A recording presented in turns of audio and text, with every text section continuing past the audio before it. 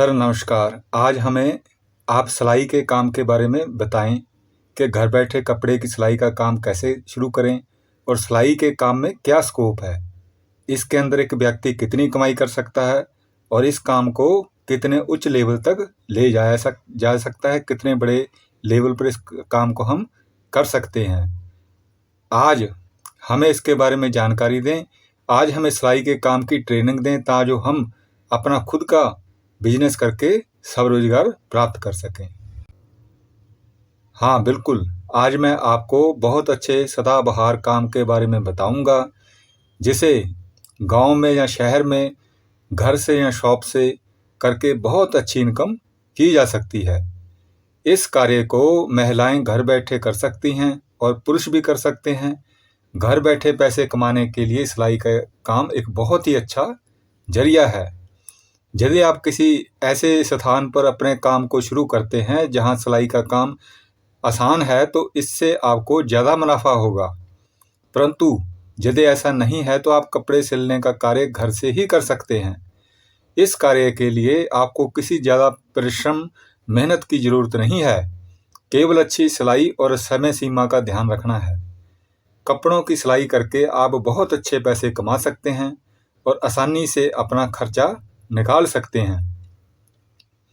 यदि आप इसके साथ ही होम डिलीवरी का भी काम शुरू कर दें, इसकी भी सेवा दें, यानी कि कपड़े बनाकर फिर खुद ही उनके घर में देकर भी आएँ और उनसे ऑर्डर लेके भी आएँ, तो आपको आमदनी में ज़्यादा बढ़ोतरी देखने को मिलेगी। इस कार्य की मदद से आप आसानी से छोटे मोटे कपड़े सिल के अच्छा लाभ कमा सकते हैं।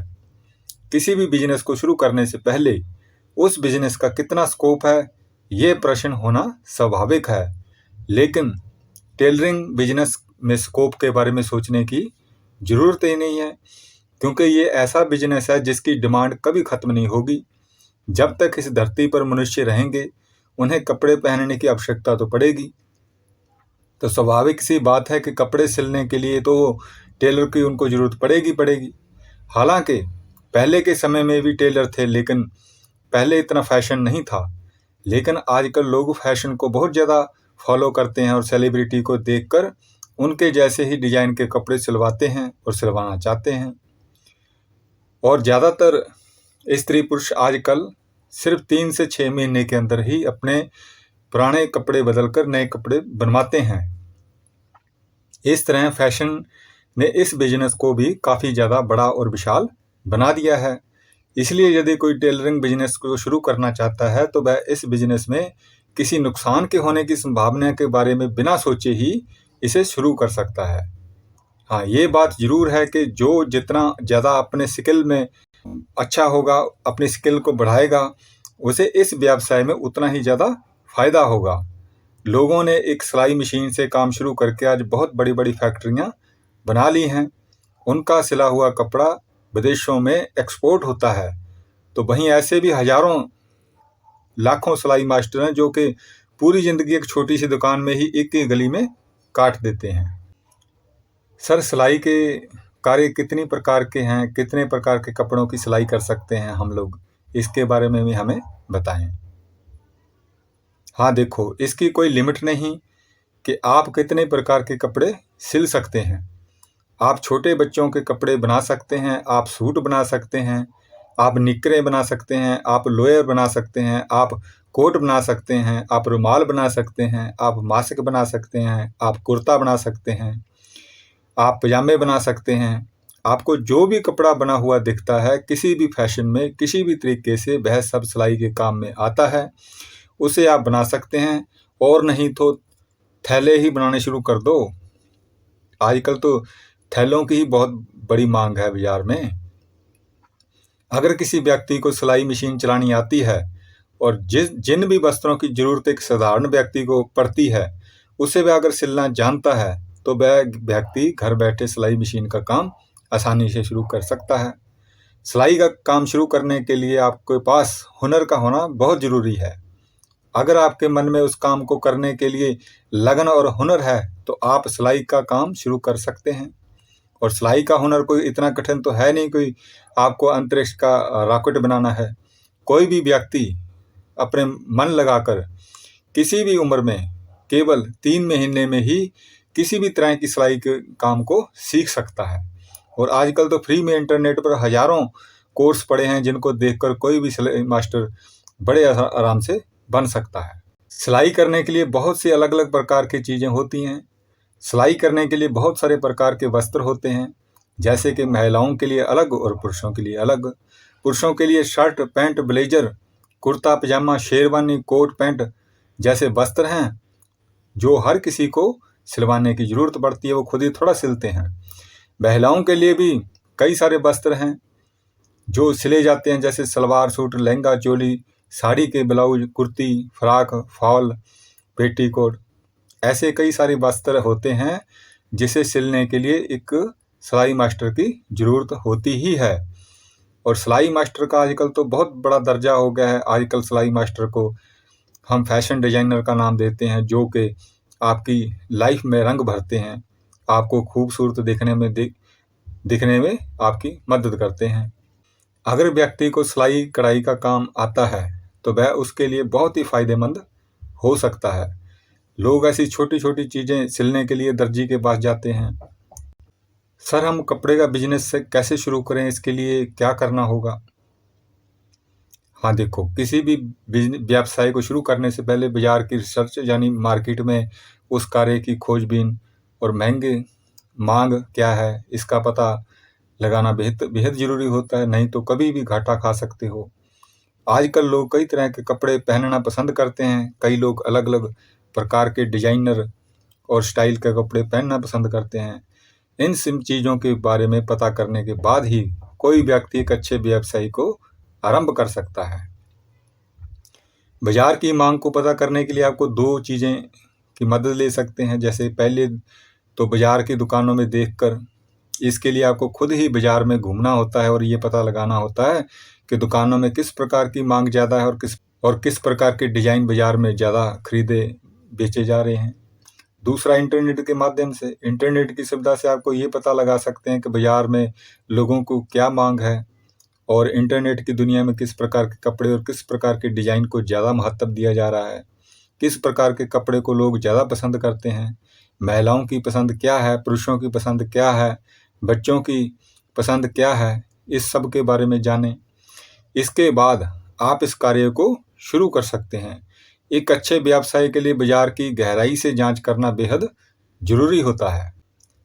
सर, हम सिलाई के लिए कच्चे माल की क्या कीमत हो सकती है और कहाँ से इसे खरीदेंगे? हाँ देखो, सिलाई करने के लिए कच्चे माल के कपड़े की ज़रूरत तो होती ही है जो सिला हुआ नहीं होता। अगर हम रेडीमेड वस्त्र बना रहे हैं तो उसके लिए हमें खुद से कपड़े खरीदने होते हैं और अक्सर जो सिला हुआ नहीं होता। अगर हम रेडीमेड वस्त्र बना रहे हैं तो उसके लिए हमें खुद से कपड़े खरीदने होते हैं और अक्सर लोग सोचते हैं कि ज़्यादा कपड़े के साथ लेने से हमें कुछ रुपए का फ़ायदा हो सकता है, इसलिए वह ऐसी जगह की तलाश में होते हैं जहां उनके अच्छे कपड़े कम दाम में मिल जाएं। ज़्यादातर लोग होलसेल मार्केट से कपड़े खरीदना लाभकारी समझते हैं क्योंकि वहां कपड़े कम दाम में और ज़्यादा मिल जाते हैं, ज़्यादा वैरायटी में मिल जाते हैं। कपड़े के प्रकार भी अलग अलग होते हैं, जैसे कि सूट सिलने के लिए अलग कपड़ा, लहंगा सिलने के लिए अलग कपड़ा, ब्लाउज सिलने के लिए अलग कपड़ा। इसलिए कपड़े के हिसाब से अलग अलग दाम रखे जाते हैं और फैब्रिक भी अलग अलग क्वालिटी का होता है, अलग अलग किस्म का होता है। अगर आप सूती कपड़ा ले रहे हैं तो वह सिल्क कपड़े से कम दाम का होता है और अगर आप मोटा कपड़ा ले रहे हैं तो वो पतले कपड़े से महंगा होगा। और कपड़े का दाम जगह के हिसाब से भी रखा जाता है। भारत में ऐसे कई सारी जगह हैं जहां पर कपड़े बहुत ही सस्ते दाम पर मिल जाते हैं। होलसेल से कपड़ा खरीदना बहुत ही लाभकारी होता है। सूरत शहर गुजरात का भारत का सबसे बड़ा कपड़े का हब है। सर, सिलाई करने के लिए क्या क्या और किस किस्म की मशीनों की हमें ज़रूरत पड़ सकती है, इसके बारे में भी हमें बताइए। हाँ देखो, सिलाई करने के लिए आपको सिलाई मशीनों की ज़रूरत होती है। ये बाज़ार में आसानी से मिल जाती हैं। सिलाई करने के लिए आपके पास सिलाई मशीन, सुई धागा, कैंची, ऐंची टेप, चौक, फर्नीचर, टेबल जैसे सामानों की ज़रूरत होती है। इन सभी सामानों को अगर आप इकट्ठा मिलाकर खरीदेंगे तो 8-10 हज़ार रुपये में बहुत बढ़िया क्वालिटी में ये आपको मिल जाएंगे। सबसे ज़्यादा दाम में आपको सिलाई मशीन मिलती है। सिलाई मशीन का दाम भी इस पर निर्भर करता है कि सिलाई मशीन आप किस प्रकार की लेते हैं। सिलाई मशीन कई प्रकार की होती है। अगर सिर्फ हाथ वाली सिलाई मशीन चाहिए तो वो भी मिल जाएगी, पैर वाली चाहिए तो वो भी आसानी से मिल जाएगी। आज के आधुनिक युग में सिलाई मशीन भी अलग अलग प्रकार के हो गए हैं। मार्केट में ऐसी भी सिलाई मशीनें आ गई हैं जो कि सिर्फ एक बटन से अपने आप चलने लग जाती हैं। इन सभी मशीनों की ज़रूरत सिलाई के लिए पड़ती है। ये सब चीज़ों को आपको खरीदना होगा और सरकार के द्वारा भी महिलाओं को सिलाई मशीनें फ्री में दी जा रही हैं। भारत के अलग अलग इलाकों में नमाज करने वाली महिलाएं जो ज़्यादा पढ़ी लिखी नहीं हैं, उन्हें भी लगभग सिलाई का काम तो आता है, इतनी नॉलेज तो उनको होती ही है। वो सिलाई करके आत्मनिर्भर बन सकें, इसके लिए भारत सरकार प्रधानमंत्री सिलाई मशीन योजना के तहत उन सभी महिलाओं को फ्री में सिलाई मशीनें देती है। आप अपने किसी नज़दीकी सिलाई सेंटर से इसके बारे में पता लगा सकते हैं। प्रधानमंत्री सिलाई योजना के लिए पात्रता क्या होनी चाहिए? प्रधानमंत्री सिलाई मशीन योजना का लाभ उठाने के लिए सरकार के द्वारा बनाई गई पात्रता को पूरा करना जरूरी है और इस योजना का लाभ केवल महिलाओं के लिए ही है, पुरुष इसका लाभ नहीं ले सकते। इस योजना का लाभ वही महिला ले सकती है जिसके पति की वार्षिक आय 12,000 रुपये से कम है। प्रधानमंत्री सिलाई योजना का लाभ लेने के लिए महिलाओं की न्यूनतम आयु 20 वर्ष और अधिकतम 60 वर्ष की रखी गई है। प्रधानमंत्री के इस योजना का लाभ केवल आर्थिक रूप से कमजोर महिलाएं या फिर विधवा और विकलांग औरतें ही ले सकती हैं। अब हम बात करते हैं कि सिलाई के काम के प्रोसेस के बारे में। तो देखो, सिलाई का कार्य करने के लिए किसी प्रकार की ज़्यादा पढ़ाई लिखाई की योग्यता या किसी प्रकार की डिग्री की ज़्यादा ज़रूरत नहीं है। इसके लिए आपको प्रैक्टिकली रूप से थोड़ी बहुत ट्रेनिंग लेनी पड़ती है ताकि आप अपने सिलाई को बेहतर तरीके से कर सकें। हालांकि कई प्रकार के सिलाई के कोर्स भी मार्केट में उपलब्ध हैं जिसके माध्यम से आप अपने सिलाई के बिजनेस को और अधिक ऊंचाइयों तक ले जा सकते हैं। सिलाई के काम में और अधिक निपुणता ला सकते हैं। सिलाई के साथ साथ सिलाई के लिए कटिंग के भी कोर्स मार्केट में उपलब्ध हैं। याद रहे कि सिलाई का कार्य को हाथ की कलाकारी का काम ही समझा जाता है और माना जाता है और है भी। सर, अगर कोई सिलाई का कोर्स या फैशन डिजाइनर का कोर्स करना चाहे तो वो क्या करे? हाँ देखो, सिलाई का कोर्स करने के लिए व्यक्ति को किसी प्रकार की एजुकेशन की आवश्यकता तो नहीं पड़ती, लेकिन यदि आप टेलर डिजाइन के साथ साथ फैशन डिजाइनर का कोर्स भी करना चाहते हैं तो ऐसे में आपको 10वीं कक्षा का या 12वीं कक्षा पास करना अनिवार्य है। उसके पश्चात आपको फैशन डिजाइनिंग कॉलेज में दाखिला मिल जाएगा। सिलाई का कोर्स करने के पश्चात व्यक्ति को टेलरिंग और स्टिचिंग से संबंधित पूरी जानकारी इस कोर्स में उपलब्ध कराई जाएगी। इसके अलावा आपको ट्रेनिंग भी दी जाएगी और प्रैक्टिकल रूप में भी आपको एक परफेक्ट टेलर बनाया जाएगा।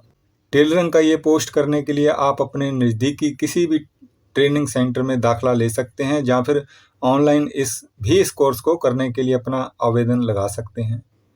इस कोर्स को करने के लिए कई प्रकार के प्राइवेट इंस्टीट्यूट हैं जहां पर आप रजिस्ट्रेशन फीस भरकर अपना आवेदन लगा सकते हैं। इस कोर्स से संबंधित रजिस्ट्रेशन फीस आम करके 1,000 रुपये से लेकर 15,000 रुपये तक हो सकती है। और इस कोर्स हेतु उम्र कितनी होनी चाहिए? वैसे तो सिलाई कोर्स करने के लिए किसी भी तरह की विशेष आयु सीमा निर्धारित नहीं की गई है, लेकिन सभी इंस्टीट्यूट का अपना अपना नियम होता है।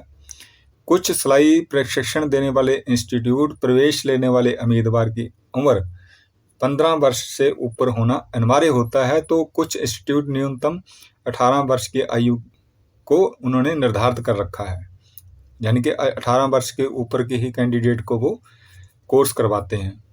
तो बहुत से ऐसे भी इंस्टीट्यूट हैं जिन्हें व्यक्ति की आयु सीमा से कोई मतलब नहीं है। ऐसे में इंस्टीट्यूशन में किसी भी आयु का व्यक्ति टेलरिंग का कोर्स कर सकता है। और अब हम बात करते हैं सिलाई के काम के लिए सही लोकेशन को।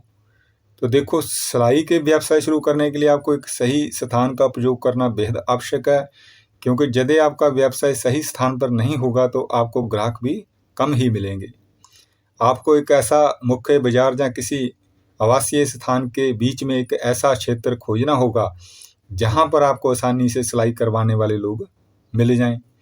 इसके अलावा यदि आप किसी कार्यालय के आसपास इस व्यवसाय को शुरू करेंगे तो वहाँ पर आपको इसके ग्राहकों को खोजने में परेशानी बिल्कुल भी नहीं होगी। आप अपने घर के बाहर ही अपनी सिलाई के काम का बोर्ड लगा दीजिए और अपने एरिया में कुछ पंफलेट घर घर बिठवा दें कि आप सिलाई का काम करते हैं, आपको घर बैठे ही काम मिलना शुरू हो जाएगा। सर, सिलाई का काम शुरू करने के लिए किसी लाइसेंस या रजिस्ट्रेशन की भी ज़रूरत पड़ेगी? हाँ देखो, छोटे लेवल पर सिलाई का काम शुरू करने के लिए किसी भी प्रकार की लाइसेंस की ज़रूरत नहीं पड़ती। ये काम कोई भी व्यक्ति कभी भी शुरू कर सकता है। सिलाई का काम अधिक बढ़ जाने के बाद जब वह बड़े व्यापार में बदल जाए तो आपको रजिस्ट्रेशन कराने की ज़रूरत होती है। सिलाई के काम के लिए वैसे तो कोई लाइसेंस की ज़रूरत नहीं, पर रजिस्ट्रेशन की ज़रूरत तो होती ही है। इससे भविष्य में कोई भी दिक्कत का सामना नहीं करना पड़ता। रजिस्ट्रेशन के बाद आपको महीने में टैक्स चुकाना होगा। सिलाई का काम जहाँ छोटे मोटे व्यापार जो घर से शुरू किए जा सकते हैं उनके लिए कोई भी बंदिश नहीं है और कार्य की शुरुआत आप अपने ही ढंग से कर सकते हैं। अब हम बात करते हैं कि आप लोग सिलाई का काम कैसे पाएंगे, यानी कि इसके ग्राहक आपको कहाँ से और कैसे मिलेंगे। जब आप सिलाई का काम शुरू करने के लिए पूरी तरह से रेडी हैं तो ज़रूरी नहीं है कि आपको शुरुआत में ऑर्डर मिलना शुरू हो जाएं। इसके लिए आपको अपने सिलाई के व्यवसाय की जानकारी हर एक तक पहुंचानी पड़ेगी, जिनको भी आप जानते हैं। यानी कि आपको अपने सिलाई के व्यवसाय को प्रमोट करना पड़ेगा और इसके लिए आप अपने एरिया में पम्फलेट छपाकर बंटवा सकते हैं। चाहे तो आप न्यूज़पेपर में विज्ञापन भी दिलवा सकते हैं। वैसे आजकल सोशल मीडिया का समय है तो आप बहुत आसानी से सोशल मीडिया पर भी अपने सिलाई के व्यवसाय का प्रचार प्रसार करवा सकते हैं। अपने अच्छे अच्छे डिज़ाइन के सिले हुए कपड़े की इमेज को लगा सकते हैं, जिसे देखकर लोग आपको ऑर्डर दे सकते हैं। ज़्यादा से ज़्यादा ऑर्डर पाने के लिए आप किसी होलसेलर से भी संपर्क कर सकते हैं। उन्हें दिखाने के लिए आप अच्छी डिज़ाइन की हुए कुछ कपड़े रेडी करके ले जाएं। सिलाई का काम ढूंढने से पहले आपको सिलाई के बारे में अच्छी खासी नॉलेज भी होनी ज़रूरी है। यदि आप एक प्रोफेशनल बनकर सिलाई का काम करना चाहते हैं तो आप किसी कंपनी में सिलाई के काम के लिए संपर्क कर सकते हैं। यदि आपको ऑर्डर नहीं मिलता है तब भी आप खुद कपड़े खरीदकर अच्छे अच्छे डिज़ाइन के कपड़े सिल सकते हैं और उन्हें फ्लिपकार्ट, अमेजॉन जैसे वेबसाइट पर भेज सकते हैं। इन वेबसाइट पर लाखों करोड़ों लोग अपने प्रोडक्ट को बेचकर अपना काम कर रहे हैं। अब हम बात करते हैं कि सिलाई के काम के स्टाफ की।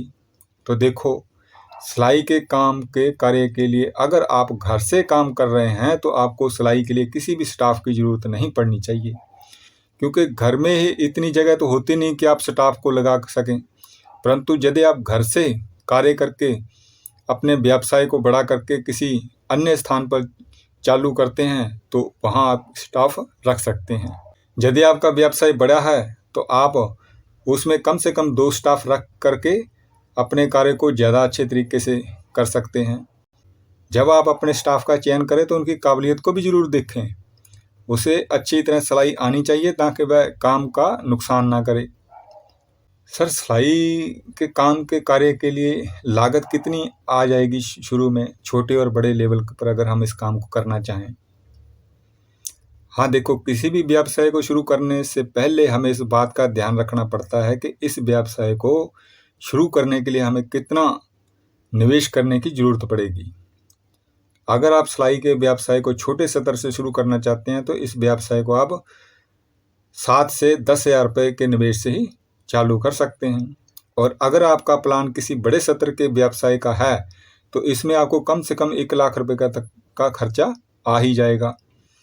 इसके लिए आपको केवल शुरुआती दौर में खर्च आएगा, जिसके बाद आपकी लागत का पैसा रिकवर होने के बाद फ़ायदा मिलना शुरू हो जाएगा। कई बार निवेश करने के साथ साथ ही आपको फ़ायदा नहीं होता, परंतु कुछ समय बाद इसका असर दिखने लगता है। जैसे जैसे आपका व्यवसाय बढ़ता जाएगा वैसे वैसे आपको फ़ायदा भी शुरू होता जाएगा।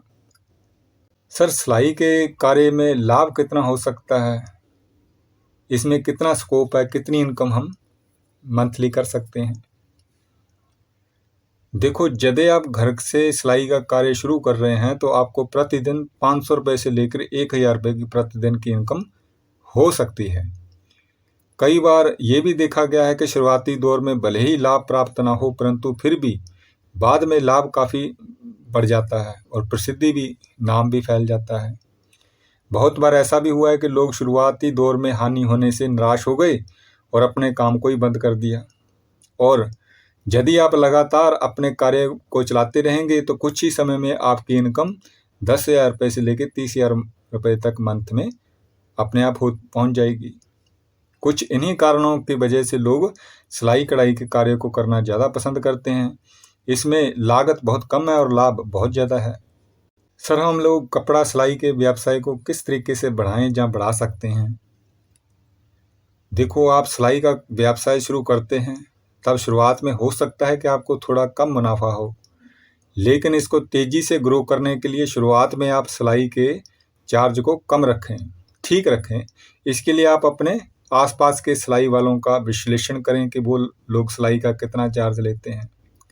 बहुत बार होता है कि कुछ कस्टमर कुछ सिला कर ले जाते हैं, बाद में उन्हें उनके कपड़े की सिलाई निकलने लगती है।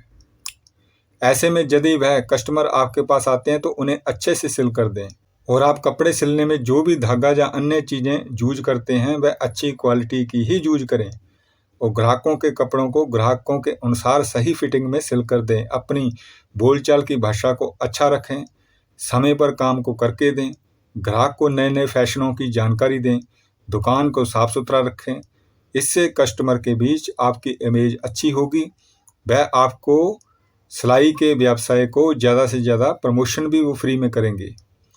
हमेशा मार्केट में नए नए डिज़ाइन की रिसर्च करते रहें, क्योंकि हमेशा मार्केट में नई नई डिज़ाइनें आती रहती हैं और उस ट्रेंड के हिसाब से ही लोग कपड़े पहनना पसंद करते हैं।